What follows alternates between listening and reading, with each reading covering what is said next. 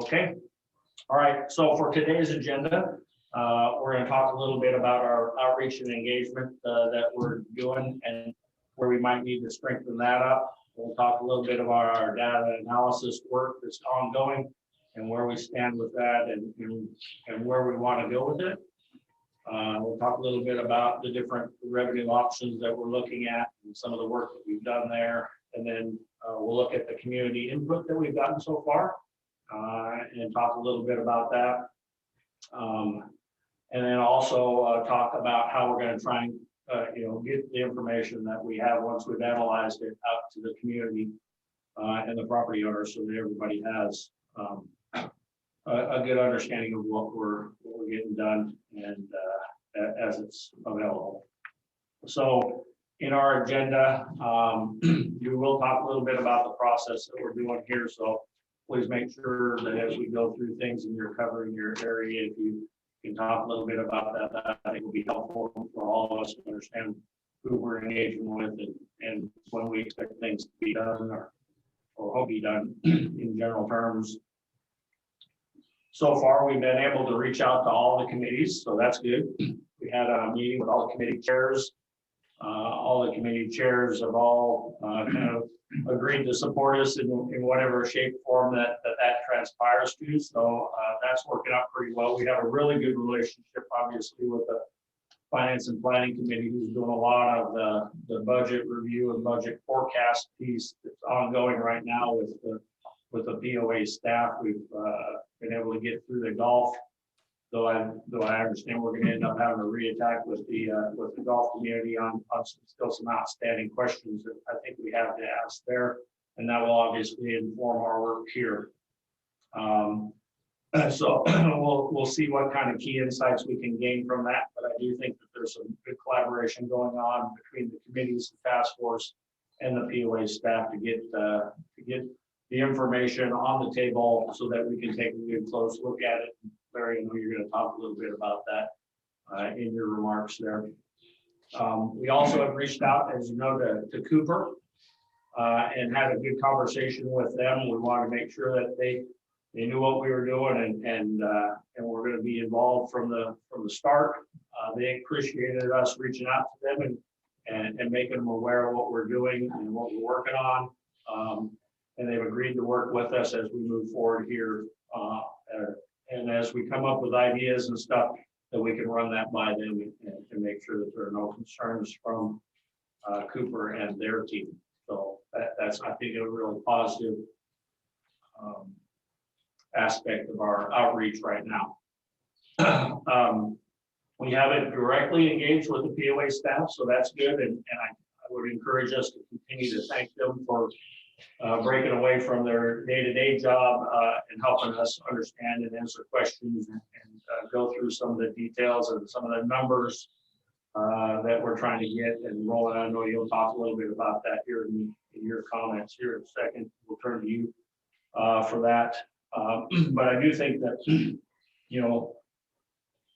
getting down and looking at the numbers and making sure we've got the numbers right, we've had a chance to truly QC those numbers is important for us so that when we put information out there to the property owners that it's correct.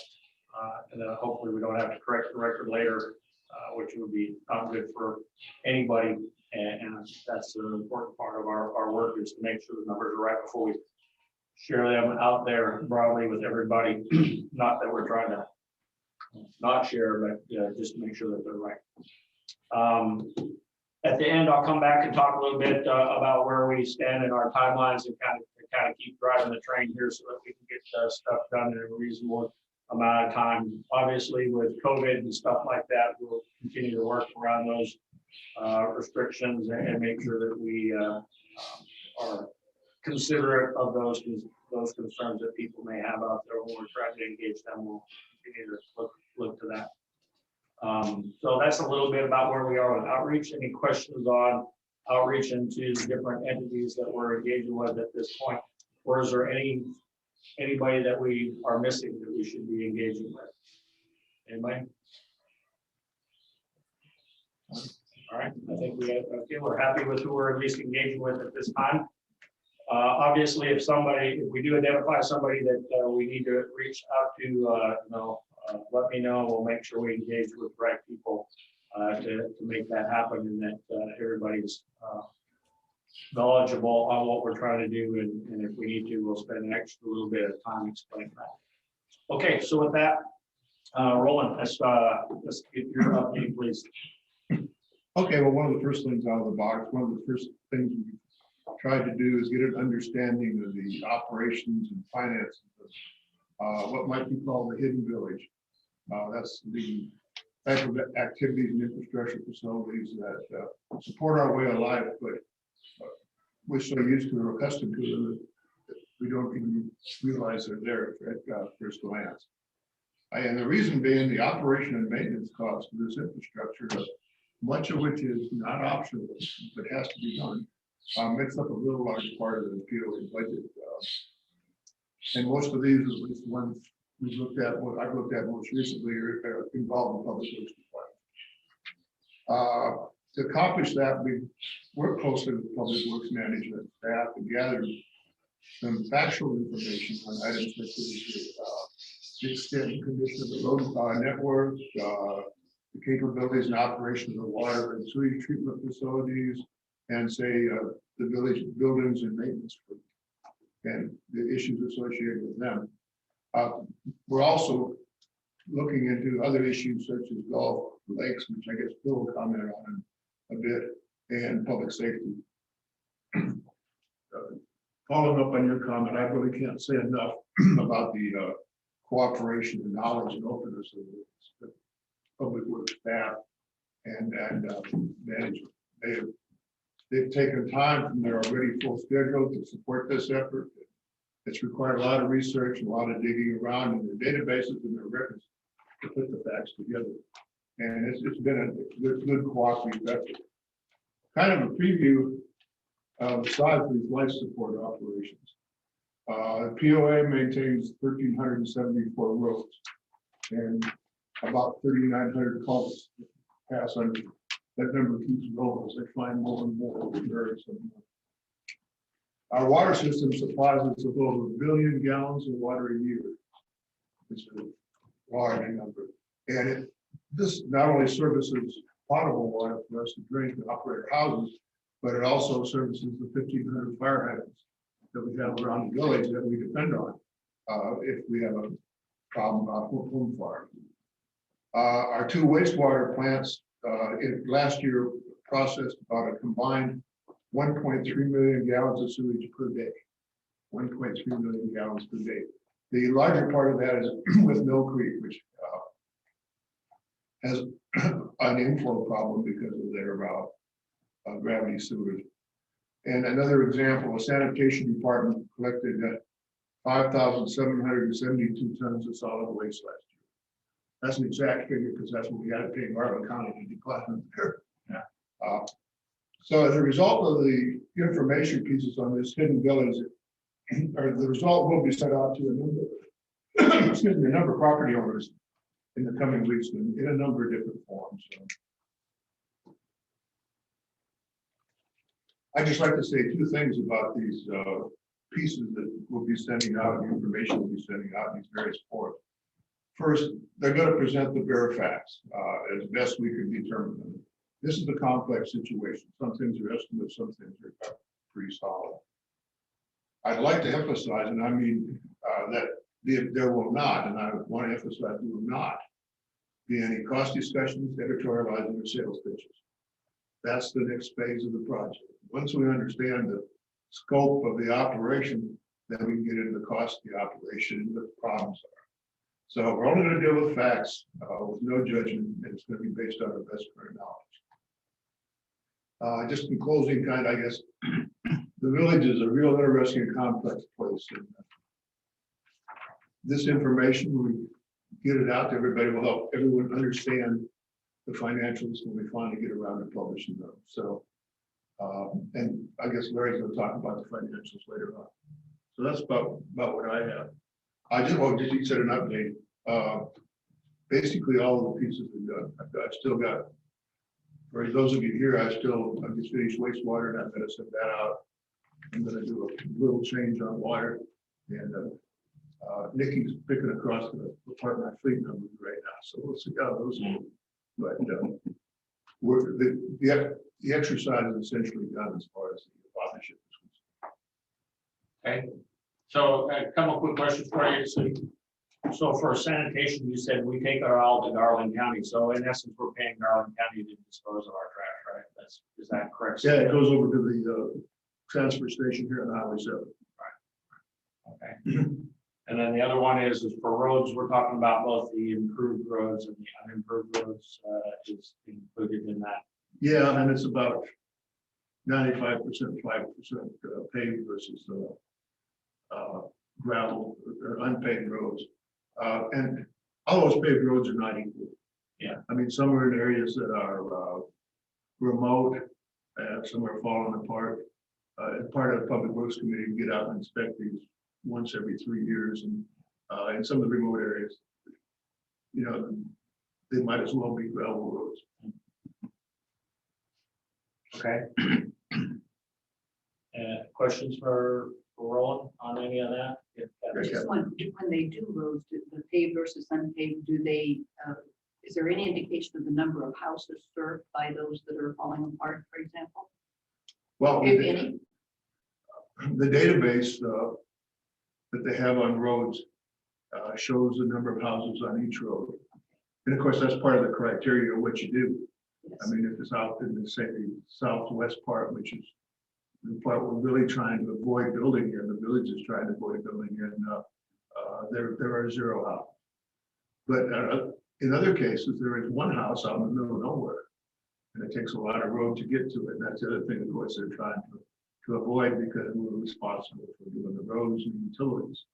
And that's a big expense that we can't control if somebody wants to build out there, yeah, and be alone. Any other questions on that? Got one on fleet. So on fleet, when we say fleet, so we're talking about all the vehicles, anything that's got basically a wheel or a track on it. I assume that's basically what you say, fleet. Yeah, I'm saying real vehicles like tracks.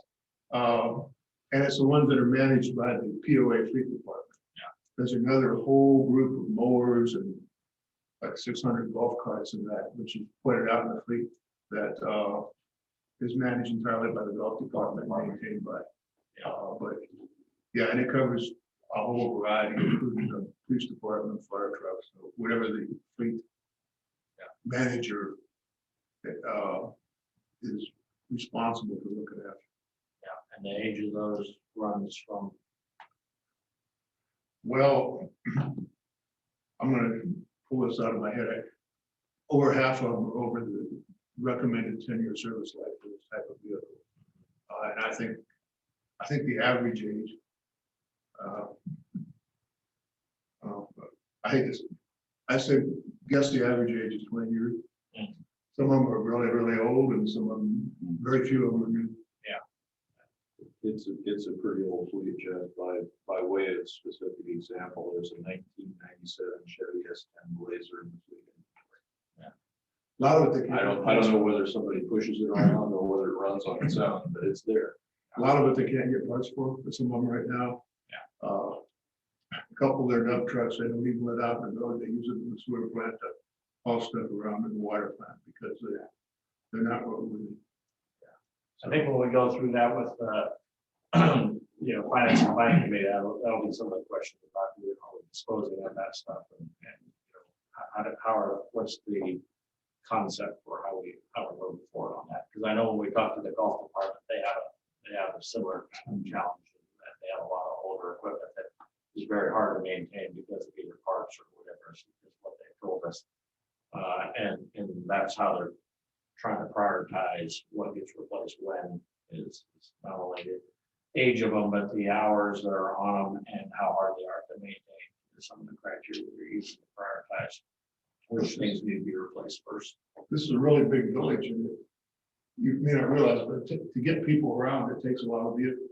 Yeah. The electrician that comes and looks at your sewer pump or something like that has to have a truck with the equipment on it. So Yeah. it takes a lot to get people around for the maintenance and to do their daily jobs.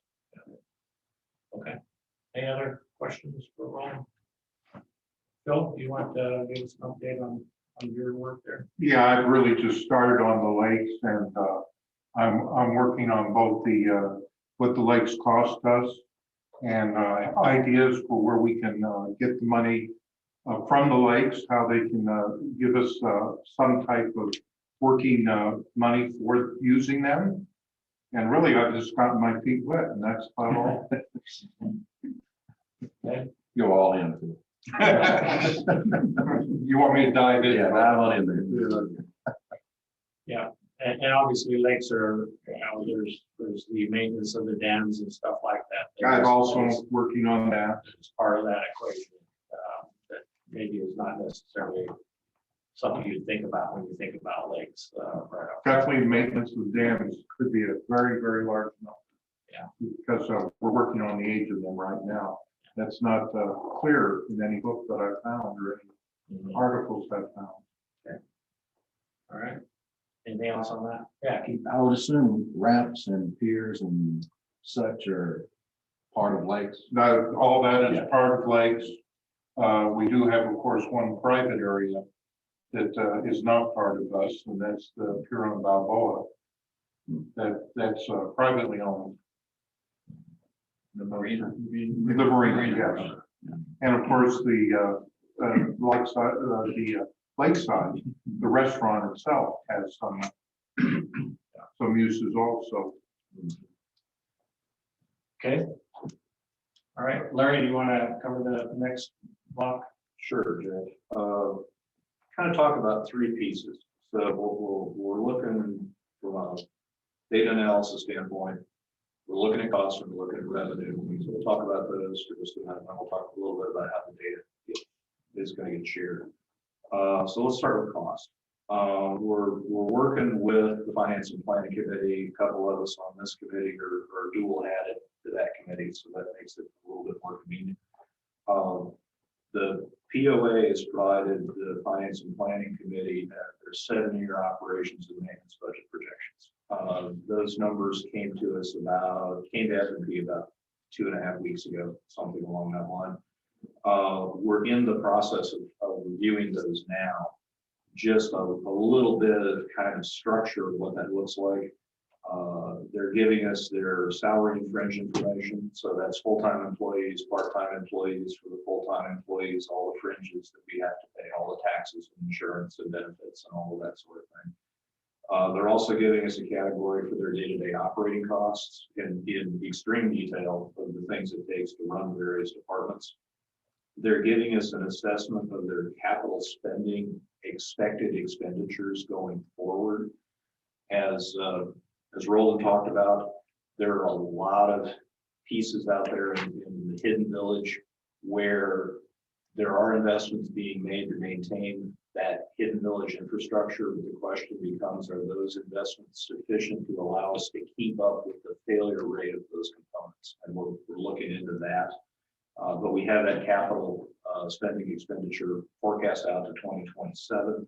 And we've also gotten revenue assumptions from the staff that's close to the various departments and what they expect to see in terms of revenue increases going forward. So a little bit about where we are with all that review. We've done the first pass review of the golf department, as Jeff mentioned. We've got some go backs to the golf department based on the feedback they gave us. Our first pass review, with common property, lakes, streets, and sanitation takes place this afternoon. And then we have several other departments that we're still working our way through. So right now, the data that we have is, I would classify that data as raw and unvalidated, which is why we're not going to share that data just yet. Once we complete the reviews, once we get a good understanding of what the requirements are, once we have an understanding of where those balance points are, what needs to be expended in order to keep the village running, we'll have a pretty good idea of what that future revenue demand looks like, and we'll share that data with you once that data is vetted out.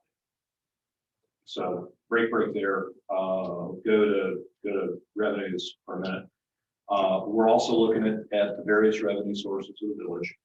both the current revenue sources, things like assessments, water, sewer, sanitation unit charges, amenities fees, and all the other various places where the community earns some degree of revenue. And we're exploring options, other options for obtaining revenue. Now, some of those have actually been suggested by the villagers with some of the communication they've sent to us. I think Kathy will be talking about that in a few minutes. We're looking at that data from a number of standpoints. By way of example, not a complete list, but by way of example, we're looking at it from a legality standpoint. Some of these options, however attractive they may seem on a piece of paper, might not be legal under Arkansas law. So, or there may be court decisions out there that render that difficult, if not impossible, for us to implement. We're also looking at it from an execution standpoint. Would they be allowed by the village declarations and bylaws? Because again, we have to live with those declarations and bylaws, or we end up on the wrong side of a legal challenge. The other thing we're looking at, kind of top down, is how much revenue can be generated by some of these options. You know, we're kind of looking at big rocks first and working our way down to the smaller rocks. We're going to look at all of them, but our initial focus is going to be on some of the places where there's a greater potential to obtain additional revenue, because clearly 2 or 3 large items are a whole lot more efficient to put into place than 20 or 30 smaller items, but revenue is revenue. We'll have to explore it all. And then last but not least, we're looking at it from a practicality standpoint. A couple of the suggestions that have been made are kind of intriguing, but they're going to require no small amount of overhead on the part of the POA staff to manage and track. And so the question becomes, are you going to net enough revenue from putting in that kind of a revenue source to make it worth the trouble of doing all of that management tracking? So that's kind of the close up on the revenue question. Just a little bit about, we talked about the data going to be shared. Keith will be talking a little bit about what our communications venues are and how we're going to be interacting with the community. We're going to be using meetings like this. We're going to be using the venues that Keith is going to be talking about to review with the community what our findings are, review with the community what some of those cost numbers are. I think one last emphasis point before I turn back over to Jeff. One more time, we will share the data, but we're not going to share raw, unverified, unvalidated data. Once it's been verified, once it's been validated, then we'll share that data with the community. That's all I have, sir. Share the question.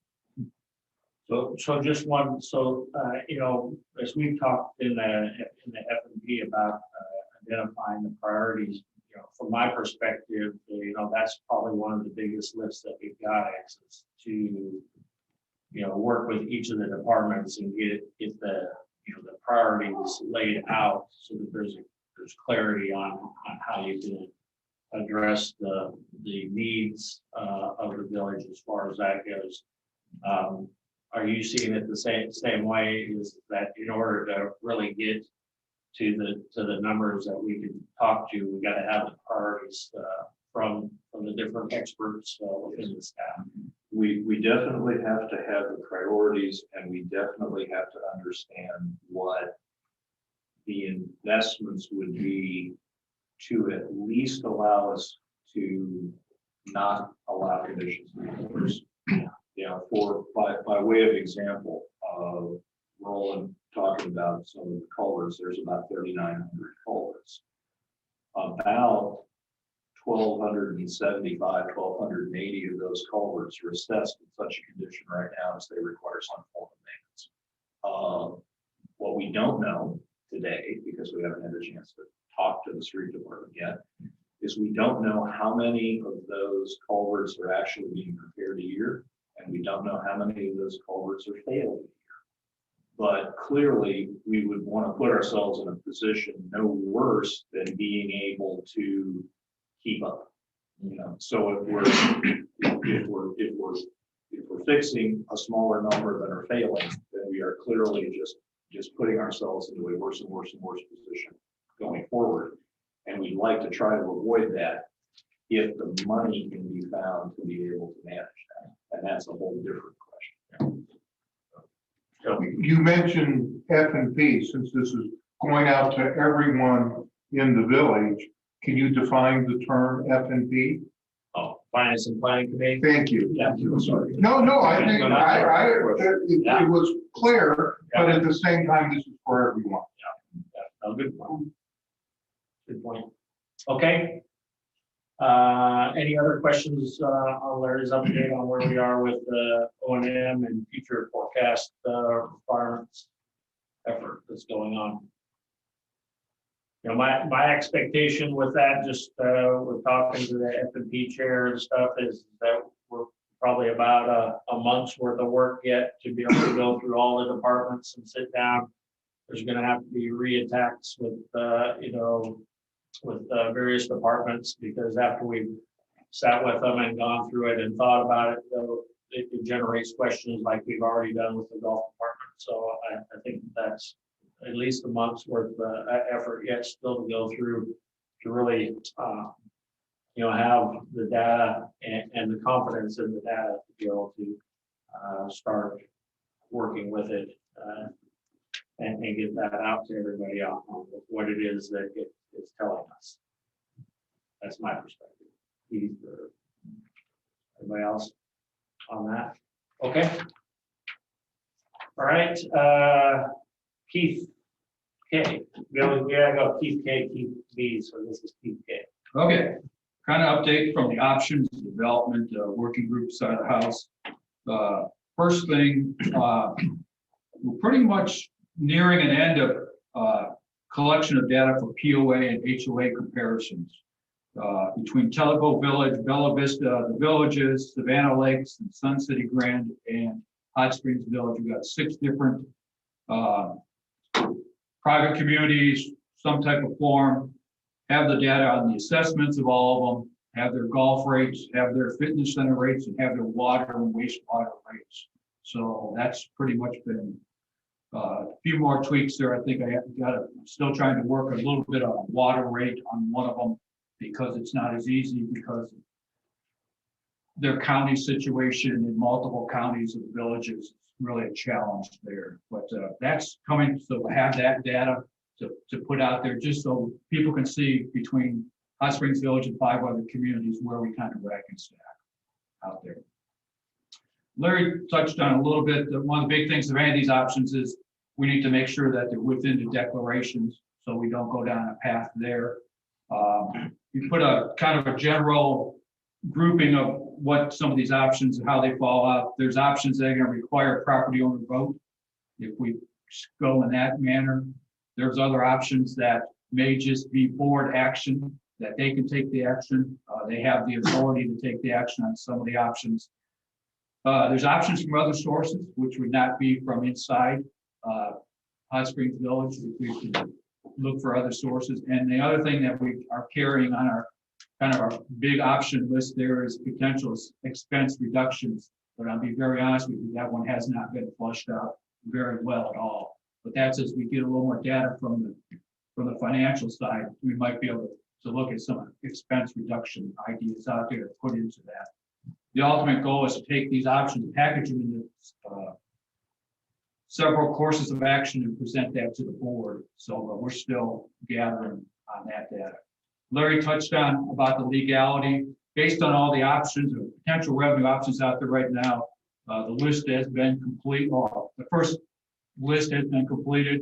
It's been passed to the board chairman so they can send it to the lawyers so they can answer all our legal questions. And there's a lot of legal questions on some of these. So as we start to explore, we need to make sure we're in good stead, or that option would just fall by the wayside out there. And again, if they're feasible, the meeting with Cooper, many of these options were posed to Cooper, and there was no red line at this time. But again, it goes back to staying in touch with Cooper so that any of these things before they get presented would not be a red line with Cooper. The one thing that was very interesting with Cooper was the comment about, and it's not an option that I don't think most people in the village do not like the word incorporation. type of stuff here, and Cooper does not like that word either. So they are very, want to be very proactive to prevent us have to be ever forced down that road. And that was something that was enlightening to us, that their feeling is they want to keep us a private community as much as possible. So I think that's the preponderance of people in the village want to stay a private community. But, you know, that's kind of the, I want to say option of last resort, but that Cooper looks at that as an option of last resort.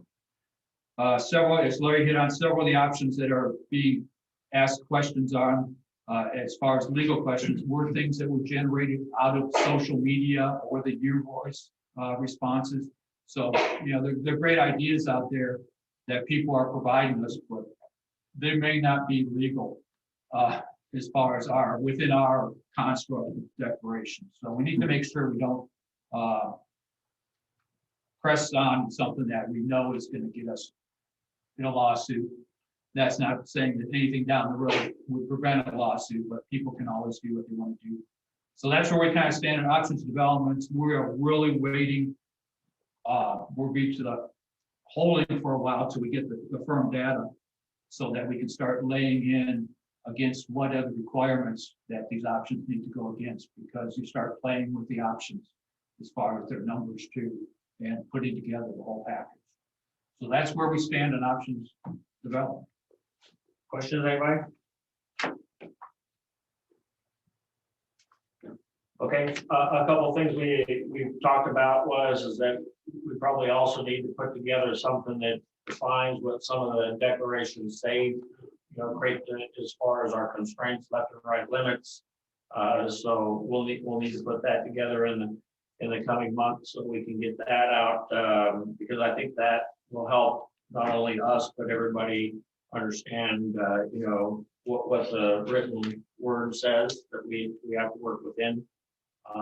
And also we talked a little bit associated with this about getting out kind of like our financial structure, how the village is structured to pay for things, because that's applicable also, I think, going forward. So those are two things that I think we can spend some time on as we wait for the analysis to complete on the financials, that we can kind of at least lay that out for everybody, and then that becomes a basis by which we work off of. Makes sense? And one thing I just add for the viewing public and the folks in the audience here, we're in the collection stage of options. And that's probably the key is, you know, there are options out there. It doesn't mean we're going to choose that option or recommend that option, but we're trying to just collect everything that is the potential revenue source. There's some interesting ideas that have come across. Again, whether or not they're legal and feasible, and you know, you could sell them would be another thing. But yeah, I mean, it's open to all type of, you know, ideas here. All right, I think that's a good segue to Kathy to talk about what we've received from the community so far, and kind of also address the correct email and those things. So Kathy, over to you. So this is one of those, keep those cards and letters coming, folks. And Paul, are you ready for the graphic now? The email put out, I was going to ask for permission to use the villager's name, who pointed out that I've sent several emails and I've gotten no response. And that's because it didn't go to the right email address. And we did. HSV and Hot Springs Village are interchangeable in many of our minds. And in this case, it truly is. The email is your voice, YOURVOICE at hsvpoa.org.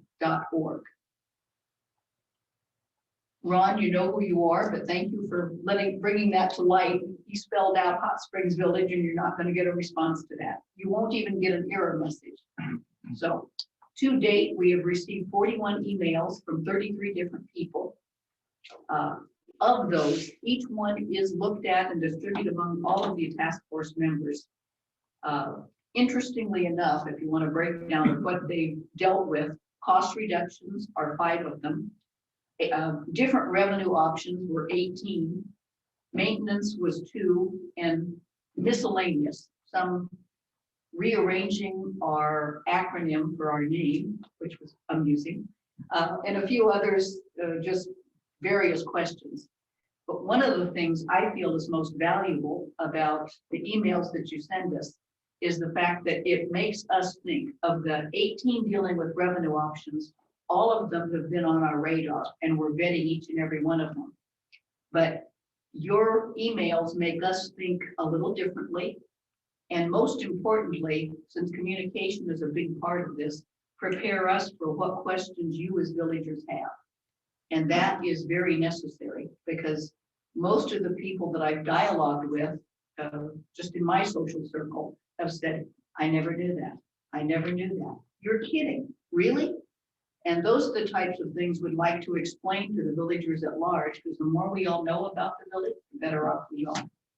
So keep those cards and letters coming. And Paul, the graphic did show with the correct email. It will come out. Okay, so watch the video. You'll see a visual as well as what we've said verbally to keep the messages coming to your voice at hsvpoa.org. If you don't get an answer, should be within 24 hours, but give me 36. If you don't get an email back, it means it probably wasn't received. Okay. So I think the other thing, go ahead, Phil. So far, I haven't received any suggestions on lakes revenue, and we could certainly use that. Okay. Perfect. The other piece is that we're trying to fold these inputs in from the community into our review with the staff, and especially with regards to the financials. So for example, there were several comments which were specific to golf in the responses, and we specifically asked the golf department about those particular inputs to get their response to those things. And even I think we'll drive even a further conversation with the golf department on some of those ideas. So I do think they are very helpful because they help us frame some specific questions we can ask the POA staff and the experts that are working in those fields and get their direct feedback, and we can even continue to try and dialogue with them and flesh out these ideas either further or understand why they're a problem if they are a problem. But at least we can dig into them for the community and for ourselves. So I think that's a positive there too. And there are some more there that I think are going to come up in the coming reviews with the other departments within the POA there. All right, anything else on community input? Over. Okay. Keith B. Sure. So How kind do of we get the word out? Yeah. So to dovetail something that Keith and Kathy had talked about, being on this committee has forced me to do interesting things like read the declarations, read the articles of incorporation, those types of things. And it makes it a little more complicated. So some things may look like they're obvious that we should be, recommending, but at this phase, the complexity of the way we're governed and the diversity in the village makes it challenging. So to reiterate, we're not going to be rushing recommendations out to the front here. We're going to be gathering as much information as we can and learning as much as we can. So that what we communicate is accurate. So at this phase, I would consider accuracy is more important than speed, because we don't want to start off on the wrong foot and put bad information out there. So we'll be doing periodic updates through newspaper, through radio, through social media. There are a number of websites out there, I think, that will be interested in sharing what we produce. So we're excited about that. The website at this point looks like it will be the primary repository for releases and for historical data. So we're going to keep essentially folders of information that we've released over time on the website. Can you talk a little bit about the website, where, and all that kind of stuff? Yeah. I know what you're talking about, but others might not. Sure. So we've just gotten started on the process of setting up the task force specific page within the website. So it will be within the Hot Springs Village, existing Hot Springs Village website, behind the members location.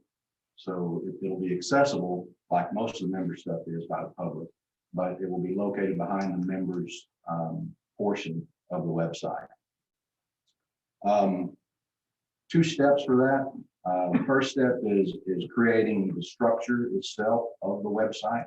So we have an agency that manages the structure and makes structural changes within the website. So we've got to get that structure component done first so that we can then populate the information that the team is creating within the structure of the website.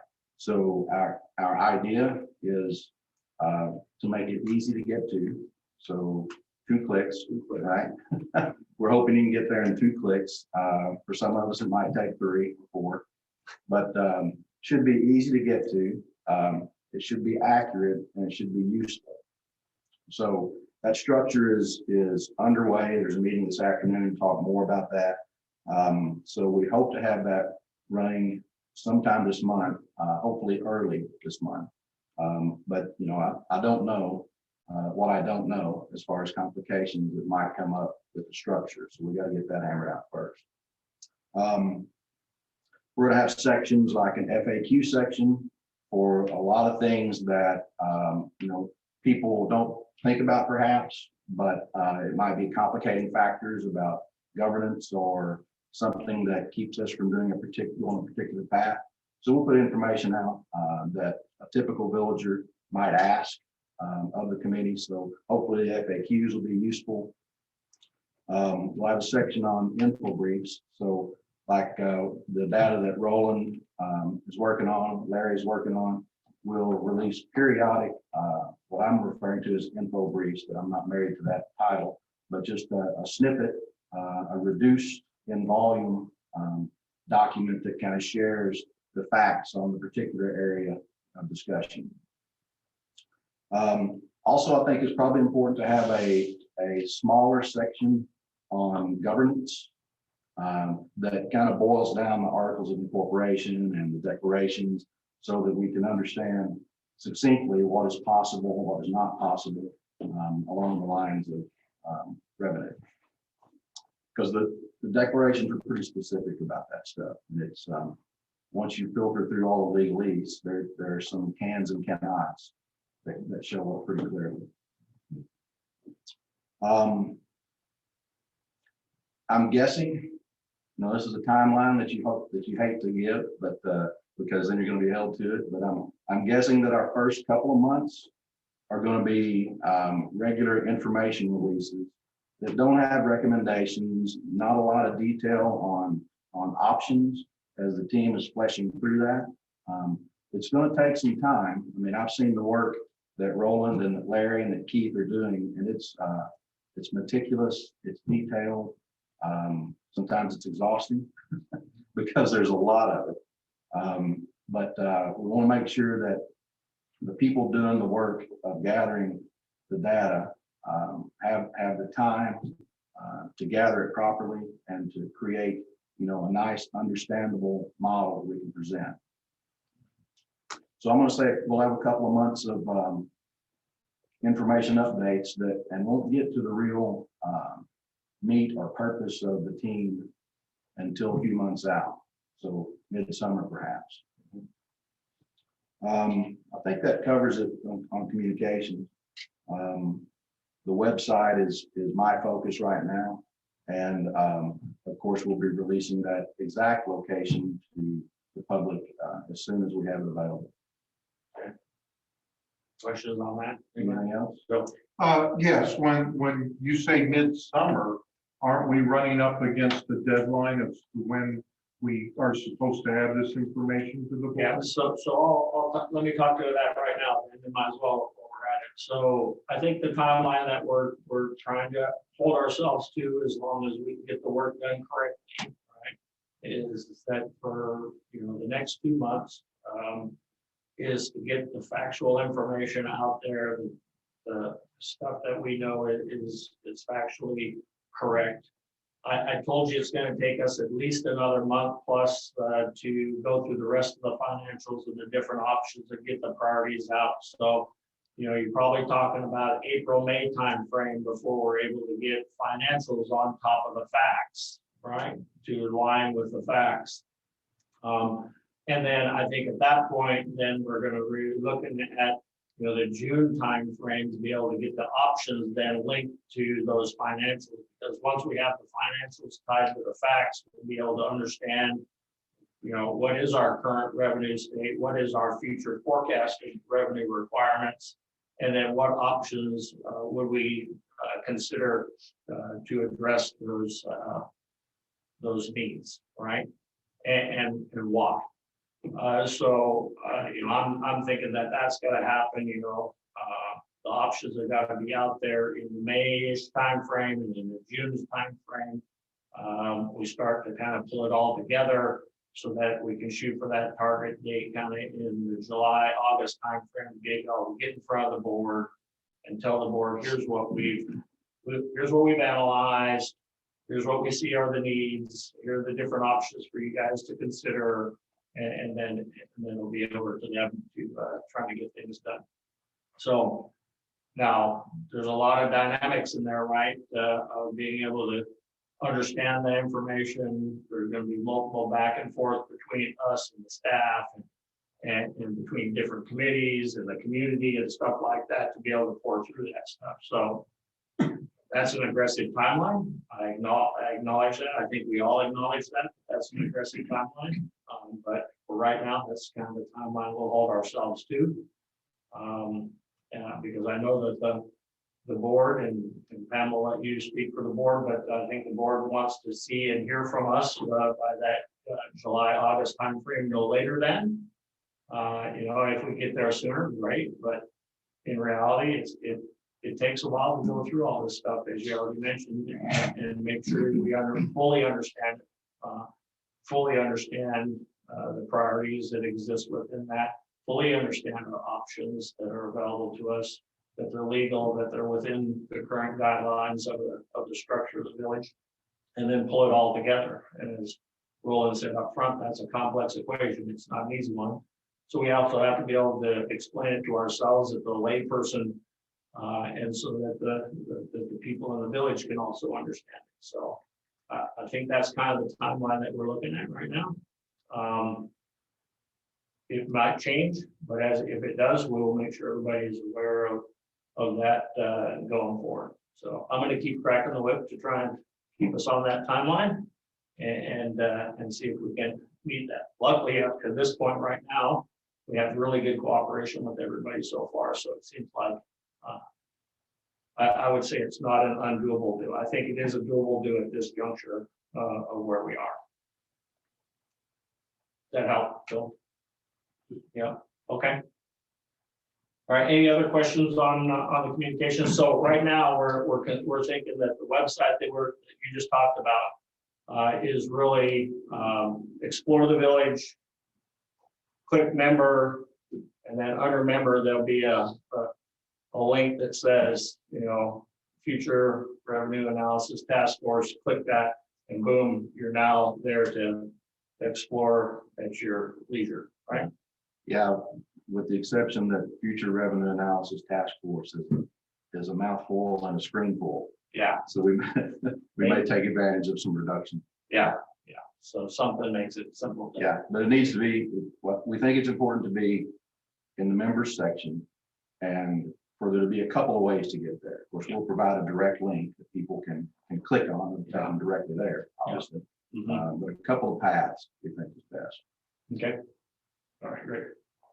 Well, we thank the POA staff marketing team for helping us with that. So. That's true. Yeah, I should mention that. So they've been very interested in helping and allocating resources to get things laid out.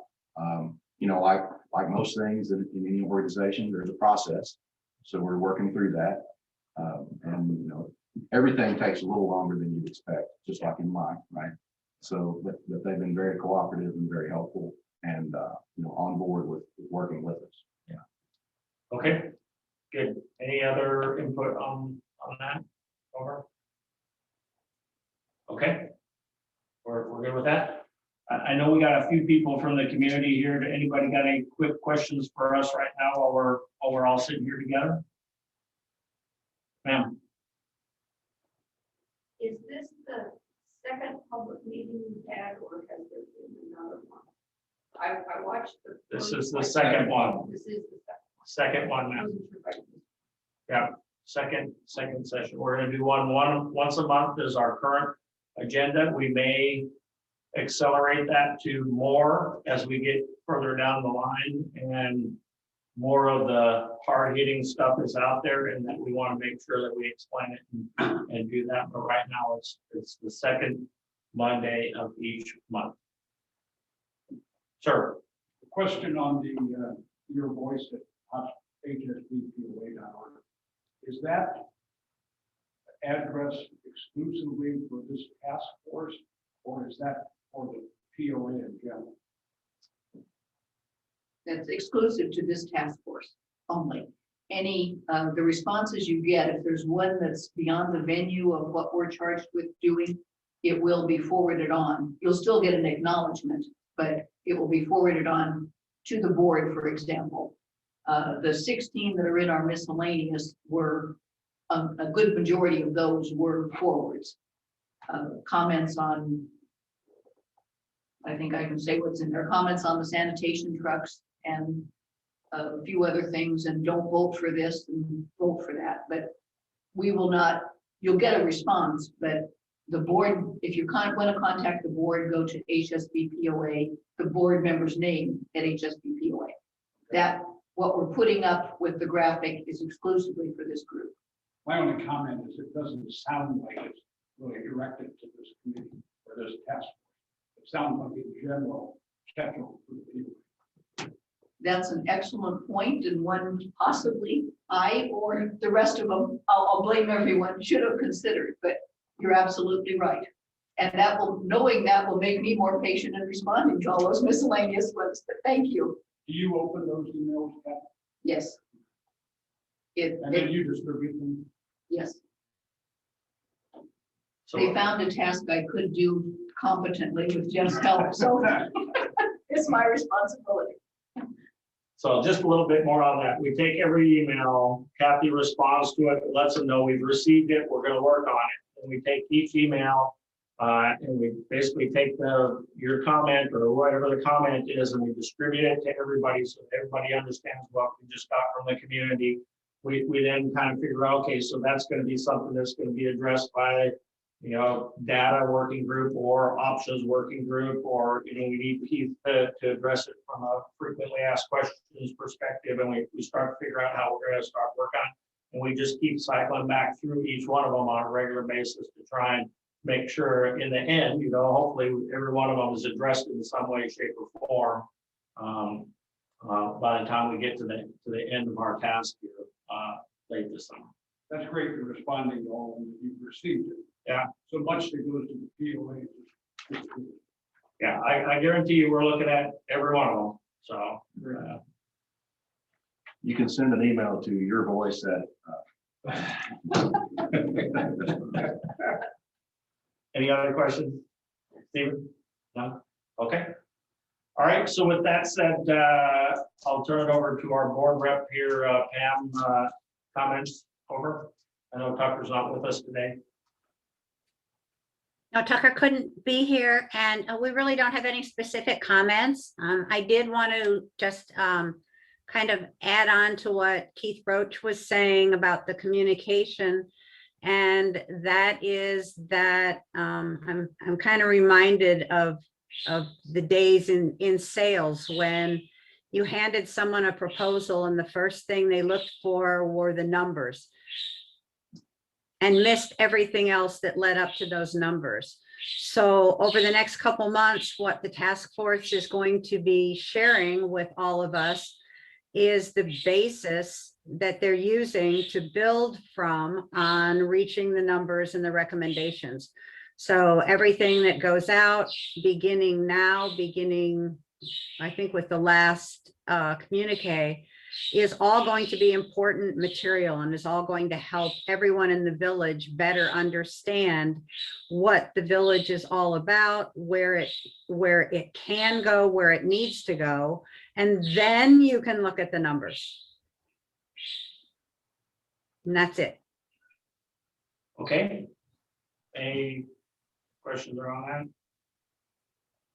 All right, so I just want to talk a little bit about kind of our way forward here and some of the things that we need to continue to work on going forward. So we've got the documents that Roland and Phil, you're working on some. We need to get those, you know, final approved and out the door so that people can see that. We need to work on the golf department one. I know there's quite a bit of work to be doing on that, but we need to get that one done. We need to get public safety done. So we need to outline police, fire, ambulance piece of this thing. So we'll get that done. We talked about putting together a fax on the gates and what that entails, and not only just gates, right? But gates also drive Hot Springs Village to fix our roads and those kinds of things, and make the connection to what gates actually entail. We talked in the meeting here about you know, creating a document on the financial structure of the village, just the structure, how we're structured as a community. You know, certain things make money, not many. Utilities, everything else is subsidized. Why is that the case? And just lay that out based on that. That's what we are. And then we talked about the governing documents. We need to break that down so that it can be easily digestible, ideally for ourselves and for the community on those governing documents, so that everybody's working off the same sheet of music, ideally. Moving forward, there are a few others that we'll work on later once we get through the data analysis of our current budget and our forecasted budget moving forward. As that rolls out, remember, kind of our first goal on that is what does it cost to do day-to-day ops around here? So that's just what does it take to run Hot Springs Village on a day-to-day basis, and then what's the cost to maintain and sustain the community that we live in. And even though those sound like one and the same, they aren't necessarily one and the same, because there are certain things that you know, as the village gets older and older, will require potentially some additional investment in order to maintain what we have and enjoy today. So we'll kind of break those things out as we go forward, and we'll need to be careful on how we explain that so that it is clear to everybody going forward.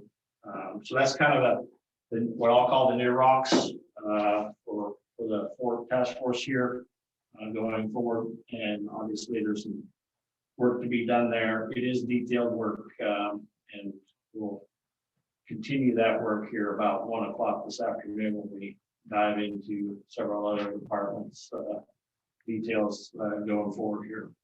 So that's kind of how I see it. Go ahead, Keith. Chip, do you think in all these, you know, as we're breaking down all this stuff, are we gonna actually be able to capture what truly is deferred maintenance and not? Because we talk about that, we have board members who have talked about that year in and year out. And that's been used, but I'm just getting a good feeling that we're gonna be able to break that out. You know, for some of this, it's how they've added into the O&M and all this other stuff, but there's stuff that we haven't done. You know, Kathy handed us a document about the Balboa Club. Well, Balboa Club has been deferred maintenance since 2004. And we got some other stuff that's and that, I think that tells, and I don't know, Larry, I mean, with the numbers we're getting from F&P and from the staff, they've really never carried that in a way that our previous lives, you and I, how we knew what deferred maintenance was, and other companies knew what their deferred maintenance is. So I just throw that out there as, is that something we're going to chase our tails on or not, or be able to get it? Larry, your perspective? Let me take a shot at that, and we can talk about it a little bit. So I think the short answer to your question, Keith, is in the O&M data, are we seeing every department carrying some kind of dollar figure for deferred maintenance? And the short answer to that question is no. Some departments are, some departments aren't. there are a number of departments that in their 7-year O&M plan, they're carrying recovery costs. I guess would be the best way that I could put that. You know, my favorite whipping creature is the culverts. You know, clearly we're almost 1,300 culverts in a state that need repair. We certainly have not been investing over time to be able to hold serve against culvert breakdowns. So you can call that difference between where we are today and where we should have been, that backlog. You can call it deferred maintenance. You can call it, you know, catch up activity. You can call it pretty much whatever you want to call it. I think our biggest challenge as a community, looking at some of this data without going into the gory details, there's a significant amount of requirement in the undiscovered villages, as Roland likes to call it, the hidden village, the things that are out of sight, the stuff that's underground, the roads, the water, the sewer, the trash pickup, all of the things that we all take for granted all day, every day until something breaks. There are things out there that are needed to sustain the village. There are things out there that probably need to be investments that we need to make going forward to make sure that we're prepared for the future. Those are gonna translate into some amount of dollars. Those amount of dollars are not going to be small, you know, from the looks of it. So the balancing act that we'll have is trying to understand what kind of programs we can undertake given the fiscal realities that we have and what can that accomplish. Would we like, for example, to fix the 1,300 culverts that need to be repaired in the next 6 or 7 years? Sure, we'd love to. Can we afford to do that? I don't know yet. Probably not. You know, based on the numbers we're looking at, the rough numbers we're looking at now. So we'll have to put together some kind of a realistic plan that'll say, this is what we can afford to buy, and this is what it's going to do for us. And let that be an eyes open piece of information that goes to the community and an eyes open piece of information that goes to the board, because they'll have the challenge of trying to determine how much money they think they can obtain and how they want to spend that money. I'm not sure I completely answered your question, but The one big key is that we've talked about the term deferred maintenance for so long. And the public has heard people talk about deferred maintenance. We just need to make sure we're either capturing it or we're explaining how that deferred maintenance is taken into account. And I'll use an example as roads. We know we haven't done roads since 2010 or so at the rate we need to do roads. So we have a cumulative deferred maintenance on roads. We just need to make sure that as we address that, you know, this is what's accumulated over the last 10 years on roads or culverts or, you know, other amenities that we just haven't done. And if we're going to put a different term on it, we just need to make sure we're clear so that the public and the property owners know that this is what we've been talking about for years. Here's what, you know, the actual is. That's my biggest concern is we sit here, we understand it, but as my fellow Keith goes out to try to put this on the website, people are going, what is this? You know, Yeah, well, I think your point's valid, and I can honestly say I don't understand everything that's going into deferred maintenance, right, as a basket. So, you know, because if you ignore maintenance for long enough, it becomes a huge infrastructure investment, which to me is not deferred maintenance. It's an infrastructure investment. So, you know, having a little granularity in how we describe these, I think is really important. May I take a stab at this from a layman's perspective, which means the rest of the villagers? I feel that the task force is doing, and this surprises me because I have a lot of confidence in that side of the table in getting this done, but that the task force is taking a look at what's been called deferred maintenance, Some departments are using it as capital, some departments are including it in operating. But I think that we are, at least with finance and planning, separating out not only how they're treating capital or deferred maintenance, but also what their operating costs are, what are wants versus needs. We're asking the questions that probably each and every villager is asking in their home, but doesn't know they're supposed to ask. That's what I have felt. And this task force is doing a great job of ferreting out. The term deferred maintenance means so many different things to different people in the village. And I would call it capital, but I have some idea of what capital is. But those costs are being looked at, analyzed, seeing how it can be deferred or over what time period it may be able to be handled. And I believe that Larry's even got a program that's going to defer or going to get an idea, a good estimate of what operating costs are going forward with future replacements, so nobody else has to go through this again. And I don't know if that helps from a layman's perspective, but it's how I feel. So, Nothing additional. Yeah, I think it's just important that there's a term out there, it's been thrown around, we just need to make sure we're talking about it. yeah, I think you're certainly raising a good point, Keith. And I think the other challenge that we have is deferred maintenance is a popular term with a flexible definition. Like most of those terms that are kind of generic, so everybody has a mental model of what that means. What it really means and what it means to you and I may be very different. But we're very comfortable using the term because we apply our definition around the usage of the term. I think as we go forward, we're going to have to be clear about the places where we're not managing to stay up with the historical failure rate of items in the village. Be it roads, be it culverts, be it water facilities, be it water, whatever it might happen to be. Whether you call it deferred maintenance or whether you choose to call it something else, it was an expenditure.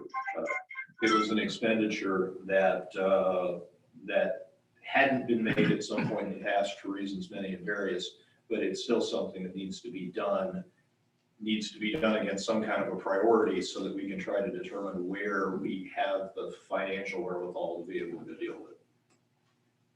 Roland. Along that line, something that keeps getting lumped into deferred maintenance or the term is a lot of the capital expenditures. One of the things we look forward to in the village and think is going to help us out is growth. That's kind of the panacea of how we're going to get out of everything. But as demand grows and revenue grows, the demand for services grows. And that means a lot of things, for example, sewer, water's in reasonable shape for sewers and things like that are going to get to the point where, and a good example right now is trash. Where we kind of reached the point where we have to do something in order to keep up with the demand. There are going to be some big capital expenditures out there. And the other part is, yes, deferred maintenance, but we need to look ahead and say, okay, 5 years from now, we're going to have to do some of these things. And we can worry about it 5 years from now, or we can try to save for it now. And that used to be, for example, what reserves we used for. Water is a great example. It was a reserve to expand the water plant because we knew it was coming. That was another use of reserves. So that's just another component that doesn't really fall under maintenance, just falls under, it's going to be some big expenses out there in areas that look like they might be profitable right now that we're going to have to get called on because of this growth. I would also add from my perspective, I think a lot of this comes back down to understanding the priorities in each of the different departments moving forward. Needs versus wants, if you want to think about it that way. But there are certain things that are critical or about to fail or going to fail, which could then have, if we don't address them, could have a larger cost if you let it fail, right?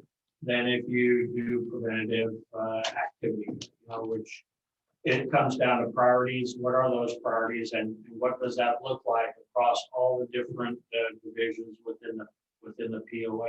That might help us define what it is that is of highest priority to be addressed. And then I think the challenge will be is then how do you spread that out over time?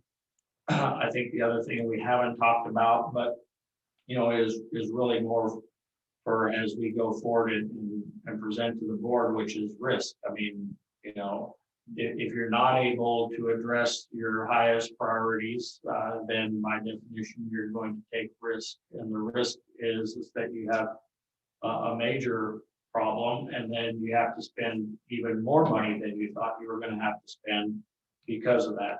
And that's a balancing act that I think, we do in our own homes, we do it in our own lives, but how do you do that in a complex organization like this is something that we're going to have to try and lay out, which I think it goes to a lot of the questions we're asking the divisions about what are your priorities? How are you prioritizing? What is the criteria you're using to prioritize? So we can kind of maybe understand why certain things need to be done sooner rather than later.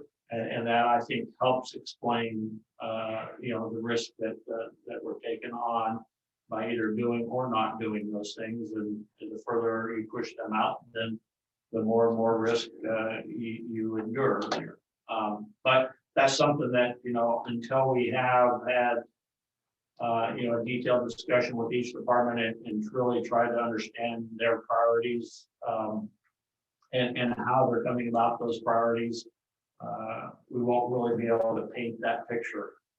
And maybe if we just explain it as here are the high priority needs, it may be a better way to discuss a term deferred maintenance in more concrete terms of, hey, here are the needs and here's the cost associated with those needs. And here are the high priority, here's medium priority, low priority. That may be simplistic, but there's something there that I think that we can get to with the staff.